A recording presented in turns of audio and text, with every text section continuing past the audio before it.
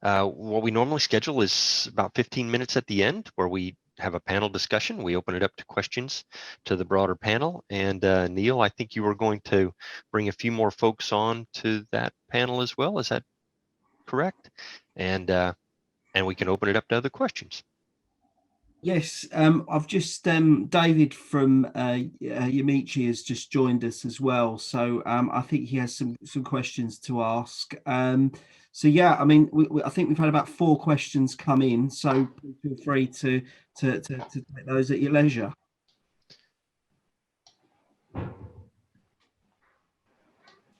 All right, so it looks like Pierpaolo, you're one of our organizers. I'm going to give you top billing here. To all FAF time, are we approaching Shannon's limit for single source and C-band and Moore law breaking down?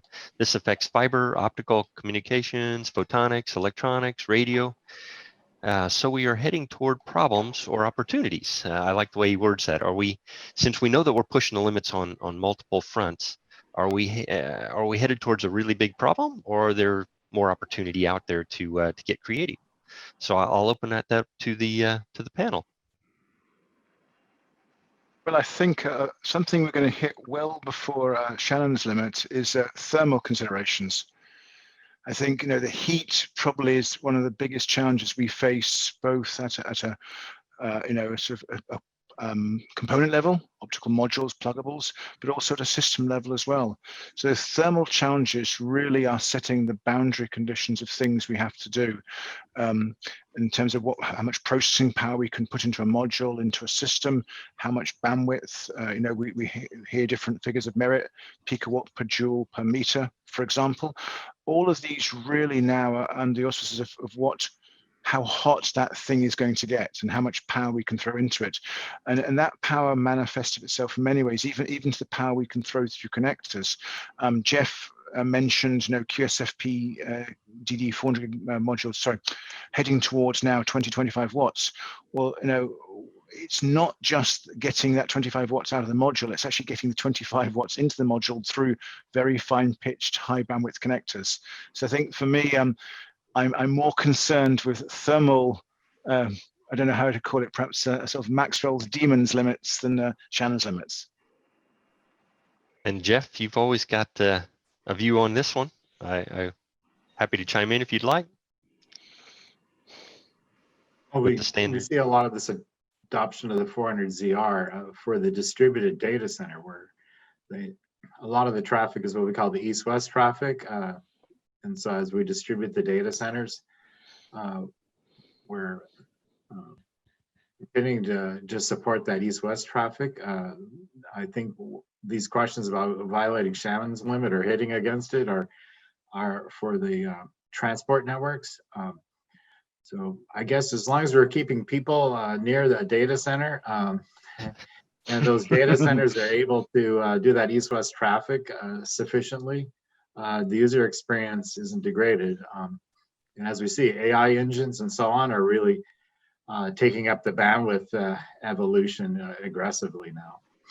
Yeah, and I think to add to it, at least in my opinion, right? We continue to make inroads, which is great. We've got a lot of really smart people looking at this problem, and we continue to break barriers that we didn't think we could. If you look back 10 years ago or 5 years ago or even 2 years ago, we're continuing to get closer and closer, but we eventually run out. But I think that gets to the the parallelism that we've talked about in a number of different venues and events and everything else, where once you hit the single channel limit, then you go to multiple channels. At least it's been debated many times. What do you do when you add a C-band and you just can't add anymore? Put in L-band, or better yet, light up another fiber. There are ways to parallelize it and solve that problem to continue on. I know that Chris had to drop off, but I'm sure that he would chime in here too, that that's how we're solving a lot. That's how we've solved it in the past, and that's how we can continue to solve it. Roisin, I know you might want to talk about the fiber itself and what's being explored there. Multi-core or multi-clad. There's also ways to do that, but there's also, again, the brute force method of adding another strand. Yeah, I absolutely agree with you. I mean, I think as we hit the Shannon limit per channel, then and also per fiber, when we just can't add more wavelengths or we can't get, you know, higher bit rates, then we need to start looking at adding more fiber with space division multiplexing.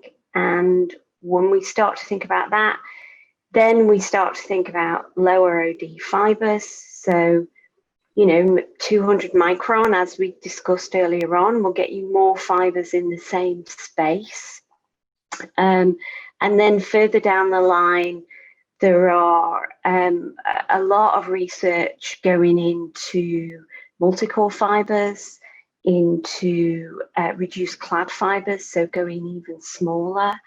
And so I think in that fundamental component, which is the fiber, there are interesting things that we can do there, but it is going to require an ecosystem. And so, you know, that's the, I would say there are opportunities in the fiber and there may be challenges in the ecosystem. Yep, I agree because you not only have to have the glass, but then you got to have the equipment to support it. And if you don't have the glass deployed, I mean, we've gotten into this debate a number of times. If the opportunity, the commercial opportunity is small, then the investment is also small. If you're investing in, you know, standard fiber and you can put it there, then there's it can be leveraged globally overnight because that embedded base. So really interesting topic. David Binder, I know you asked to be joined or to join the panel here, so I think I'll let you ask your question.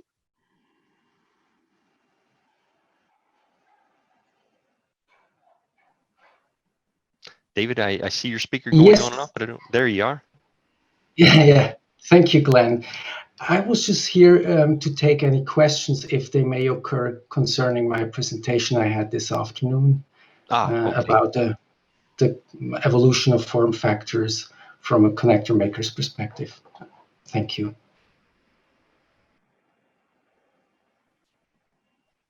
So I don't see any new ones coming in. We're approaching. How about the panelists? Do we have any questions that you wanted to ask each other or points of view that you didn't feel you had time to make? We've got 4 minutes. So if you can make it quick, I'd be welcome to hear any thoughts you might have. Any closing thoughts?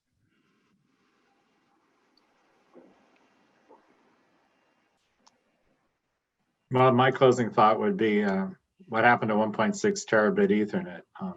Is anyone talking about it? It seems like with the 800 gig form factor, everyone's talking about 800 gig because it seems to be here. But is it what people want? And I'd like to, are we really going to move on to 1.6 terabit and set up a roadmap to that, where maybe industry adoption really will take off and there'll be a lot of strong ask up front. And then we'll be complaining we don't know how to do it. Yeah, exactly. I'd rather have customers that want something than we're complaining about how to do it, rather than saying we know how to do it and we're like, it's not very many customers. Yeah. Because single channel stuff, obviously, you know, there are. You also have to have something on the end that can consume it. You know, I mean, this is and it has to be at that kind of channel data rate that it requires it. Because if not, then you wanted to take that same amount of information and spread it to 4 ports instead of 1 port, because you had 4 different machines that had to be connected, or 4 different line cards, or 4 different something that had to be connected as opposed to just one. I would imagine the data center interconnect our data center guys have the Web 2.0 folks have a different view on that than what we do in the telecom world. In the telecom world, we've got a very distributed network, and I know that Cable Labs is much the same way. It's a very distributed network architecture and customer base and everything else, where you know the 2.0 guys, Web 2.0 guys, have a different problem to solve. Yeah, I mean, I'd like to actually echo Jeff's findings earlier that we see from our point of view with the 800 gig modules, it's more about a 2 by 400 gig story than or 8 by 100 gig. In fact, actually, 800 gig is hard. And it's very hard from a test and measurement perspective because it means we use FPGAs, and 800 gig really does squeeze really what we can do in the state-of-the-art FPGAs. And then to talk about 1.6 terabits, well, that's actually a very challenging problem. It's challenging, but standards take a long time. So wouldn't it be great to set it up with purposely giving ourselves a long time? Oh yeah, yeah. Well, I think there's already the genesis of a good conversation there, because I think the work of the industry, the ETC, you mentioned the Ethernet Consortium, that's given a poster boy up there now, and we can have conversations around that. Do we think their approach to the FEC is good? Do we think it's generally a good approach? What about more information from the PHY layer using the latest DSP SerDes? So this is actually, I think it's helped help us think about some of the problems and challenges and opportunities with DSP. Agreed. All right, with that, I got to say we're right at the time limit that we've allocated. I really appreciate all the speakers, not only for the contribution you made, but staying on time and in schedule. That makes it really easy for a moderator. I do appreciate that. So Paul, Sebastian, Roisin, Jeff, Alberto, thank you again. I really appreciate your input, and thank you for joining.